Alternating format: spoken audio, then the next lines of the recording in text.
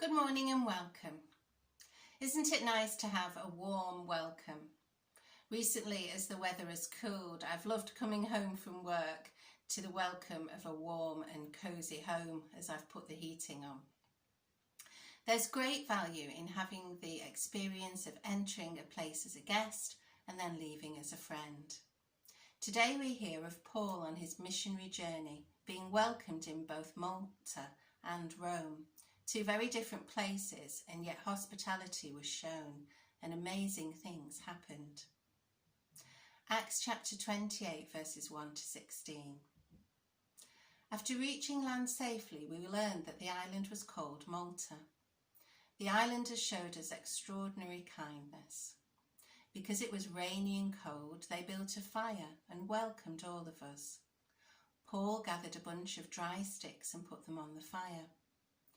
As he did, a poisonous snake driven out by the heat latched onto his hand. When the islanders saw the snake hanging from his head, they said to each other, "This man must be a murderer. He was rescued from the sea, but the goddess Justice hasn't let him live." Paul shook the snake into the fire and suffered no harm. They expected him to swell up with fever or suddenly drop dead. After waiting a long time and seeing nothing unusual happen to him, they changed their minds and began to claim that he was a god. Publius, the island's most prominent person, owned a large estate in that area. He welcomed us warmly into his home as his guests for 3 days. Publius's father was bedridden, sick with a fever and dysentery. Paul went to see him and prayed. He placed his hand on him and healed him. Once this happened, the rest of the sick on the island came to him and were healed too. They honoured us in many ways.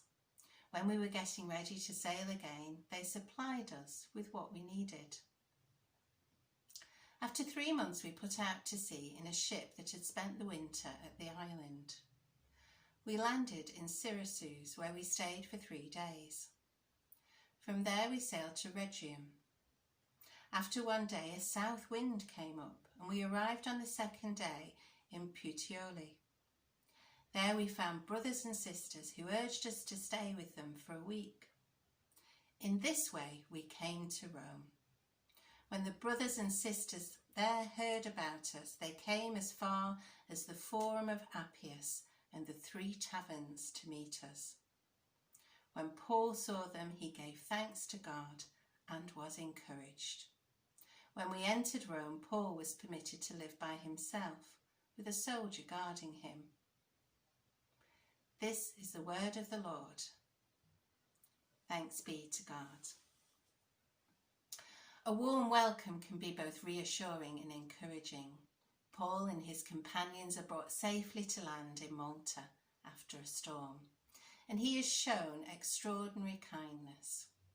The islanders kindle a fire and provide comfort and protection. Paul is also welcomed by Publius and shown hospitality at his large estate.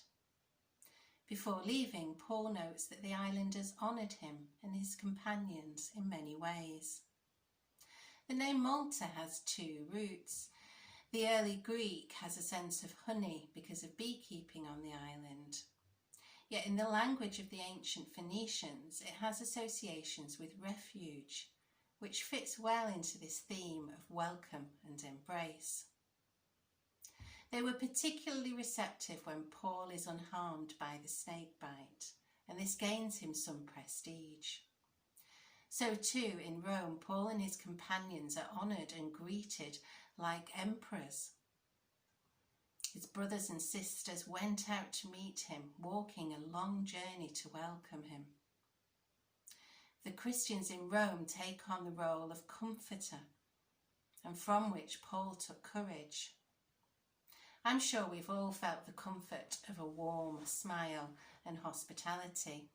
And one of the difficulties of our current time is that we feel restricted, both at home and church, where we can't welcome people into our homes in the same way, standing on a doorstep and being unable to say, "Come on in." what we once took for granted feels like a very special thing. By being welcoming, we are showing God's love. Romans chapter 15 incites us, accept one another then, just as Christ accepted you, in order to bring praise to God. So as well as showing love and comfort, welcome is also a solid platform for the gospel. Paul in Malta heals Publius' father, and he also has the privilege to pray with others and heal them too. In Rome, Paul was able to thank God for his brothers and sisters who wanted his presence and the opportunity to inspire and embolden each other in the faith. Jesus says in Matthew chapter 10, "Whoever receives you receives me, and whoever receives me receives him who sent me." We may not have these regular opportunities for hospitality as we once did, but we've always got that ability to welcome, and this can foster relationships, and it can bring others to the joy of knowing Jesus. I was brought to faith by people encouraging me and giving me a warm welcome. And the warmest welcome we have is those outstretched arms of Jesus, as he embraces us and we are loved for eternity. I hope somebody gives you a warm welcome today.